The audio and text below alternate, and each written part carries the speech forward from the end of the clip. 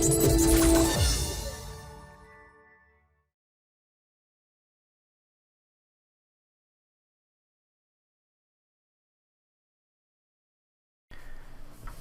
we are back again with another episode of Driven to Draw.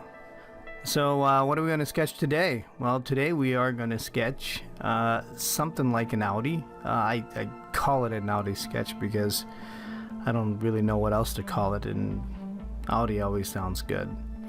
The styling that I created in this particular sketch isn't so much geared toward Audi, except for the front grille part. But even with the front grille part, when I start to sketch this thing out, it's not really Audi. So I just kind of liked the particular sketch and how it went, but for it to be something as nice as and impactful as what Audi can come up with, it's not quite there. But nonetheless, I did have fun just sketching it out. So we're just gonna start off that way. Okay. Now, again, we're going to treat this thing like some of our previous videos where we will go in real time. I'll record this in full time up to the 6-minute mark, and then so that we've got the basic silhouette and the shape down, and then we'll speed it up to 300% so that you don't have to wait for me to finish the sketch. But at least at the beginning you'll have a really good idea of how fast you should go as you're sketching. Or I shouldn't say should. You should go at whatever your pace you're comfortable with, but at least you're going to see how fast I pretty much sketch. Now, I also try to sketch as fast as I can. I practice and practice even my fundamentals and basics. Believe it or not, the stuff that I even published on my DVD set, I'm doing the same thing. I'm trying to go back and draw lines and things like that, and draw as many as I can just to sort of loosen up. And that's what you should do before you start any sketch. Okay. All right, I've got the proportions down right now. I've just got the wheelbase established. This is pretty wide, actually. It's a little more exaggerated than I would typically make it. The wheels are a little bit too far apart.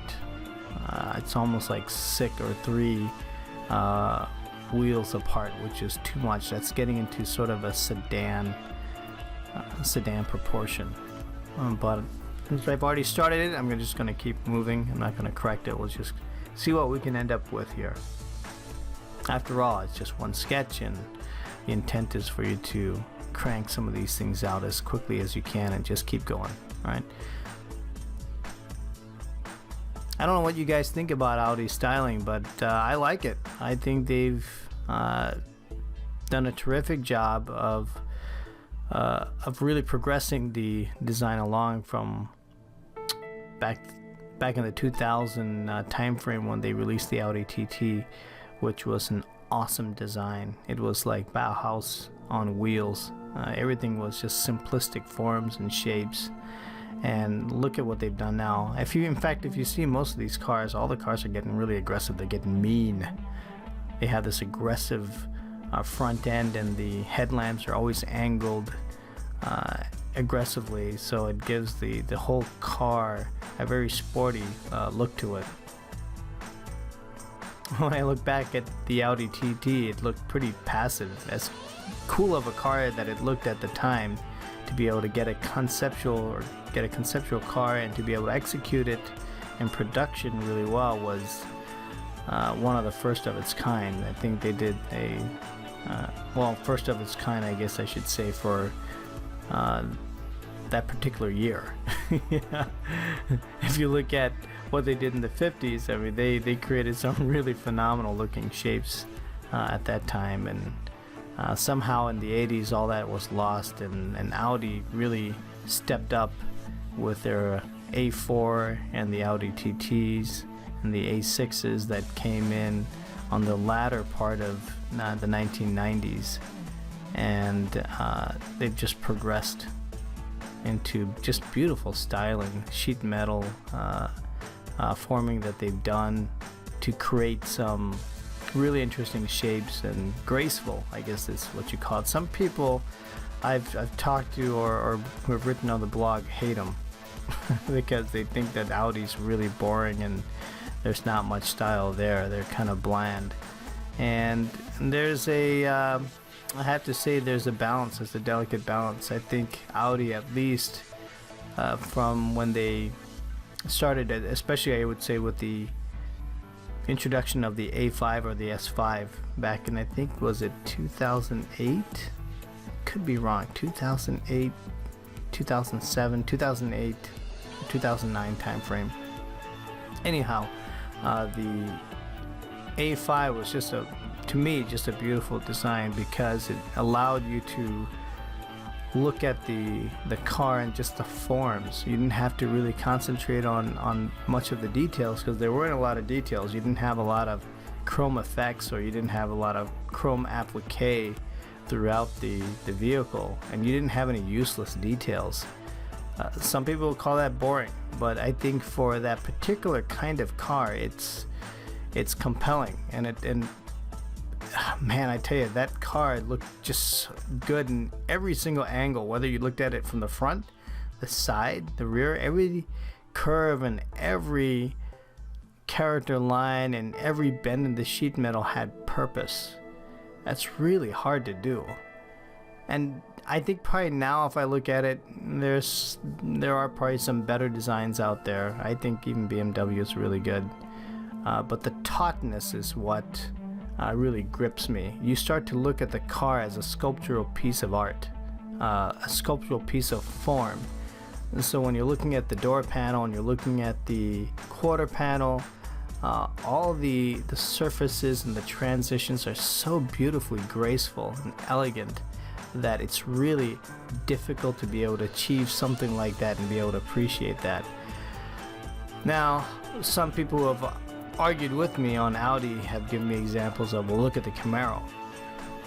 And sure enough, yeah, I guess the Camaro does look pretty good, but it's meant to be aggressive. It's a muscle car. I mean, you have to, when you're building or redesigning an iconic brand like the Chevy Camaro, and bring a little bit of that history back into the Camaro, so that people who see it, or people have that nostalgic feeling, to really relive what it meant to have a Camaro and that styling of that time and bring that back.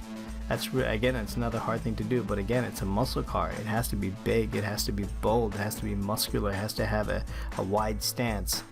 And that kind of comparison between muscle car and, which is brute force, brute power, to something as refined as an Audi is different. It's a different demographic and different expectations. That said, I think a lot of the things that Audi has done after that fact has been pretty darn phenomenal. So let's take the R8 for example. Now that car is badass, man. I love the Audi R8. It is a phenomenal looking vehicle. Very aggressive, beautiful styling, and it just looks mean. And the sucker is so fast. We went to Road America this past summer. It was quite some time ago, and it was my entry into taking motor art. Getting into photography and looking at how I can take my own pictures and use them as reference. And it's such an enjoyable experience to be able to take your camera and be able to capture a snapshot of that speed, that snapshot of that power. It's terrific, and that's another thing that I learned. It's hard. It's hard to photograph cars and movement, and to be able to just get the right aperture setting and lighting to be able to get that sense of movement. And as a person that is really interested in art, and you're really looking at expanding your mind and getting into different things, it's photography is another wonderful artistic way of expressing yourself.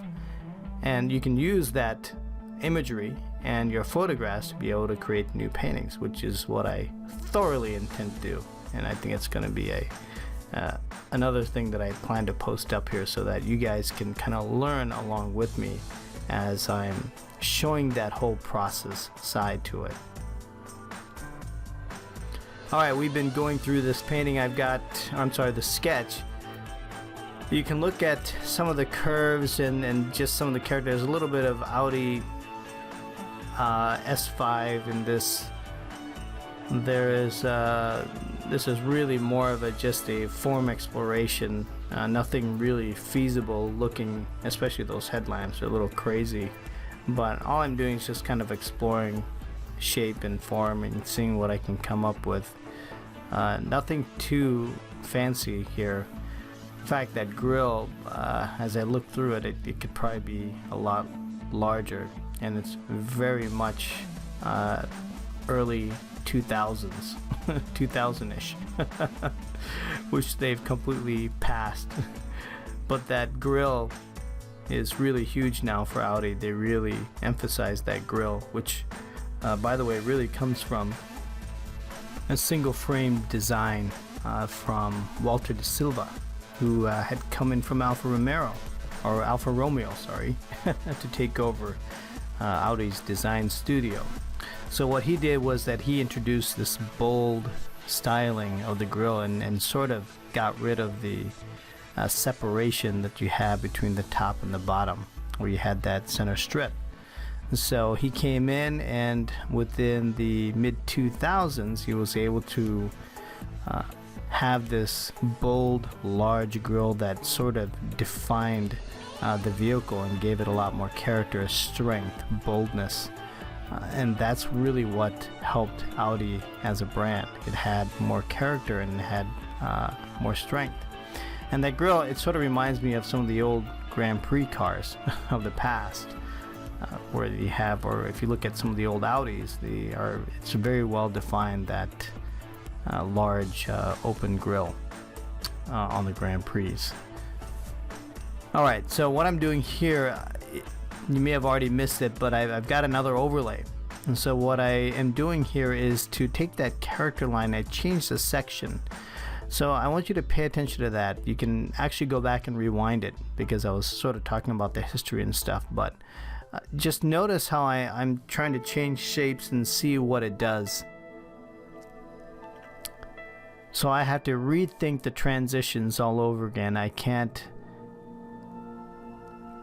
maintain what I had earlier. You have to now look at some of the subtleties. If I change the curve here, what does this do? What are you going to do with the problem statement with transitioning the surface? How are you going to manage that? So those are things that you really need to consider as you start sketching things out.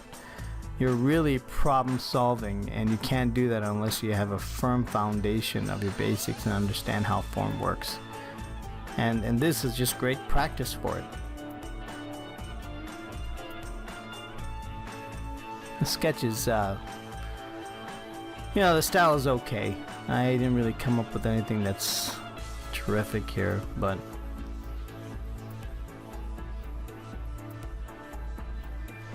alright, as we're cruising along here, we've got the grille defined. In fact, I probably should make that grille even larger than it is. Then I'm going through the door again, and this is not going to be a 4-door. All I'm doing is just showing the section. What is the shape doing? How's that transitioning?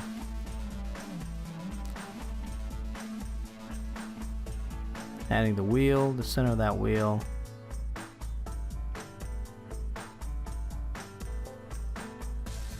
I'm just sort of adding where my reflection line would be.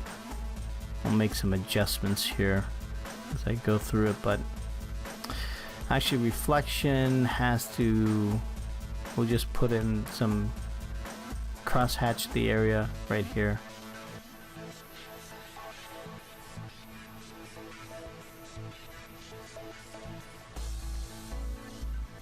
Right now we've already clocked in at 14 minutes, so this is getting a little bit long. So what I'll end up doing is finishing up the sketch. I'll just show you what we finally end up with, but at least with this demonstration you sort of understand the process of actually sketching. The funny thing is that I still I still don't get that used to this tablet. I'm so used to sketching on larger sheets of paper and newsprint pads that the tablet is so restrictive for me. That's why I always want to encourage people to not use these things. But that's okay. Do what you want, whatever you're comfortable with. Make no mistake though, you start to sketch with a larger pad, haha, it's going to do wonders for you. Here I'm addressing line weight. I'm just darkening some areas, adding a little bit more value to pop them out a little bit, so I can see the shape, I can see the belt line, I can see the window, see what kind of shapes that I'm actually coming up with. Man, that headlight is so bogus. Just awful, but oh well. Just keep going. I got what, 180 video, or a little over 100 videos, so maybe when I'm done with the 200th video, I'll have something that I like.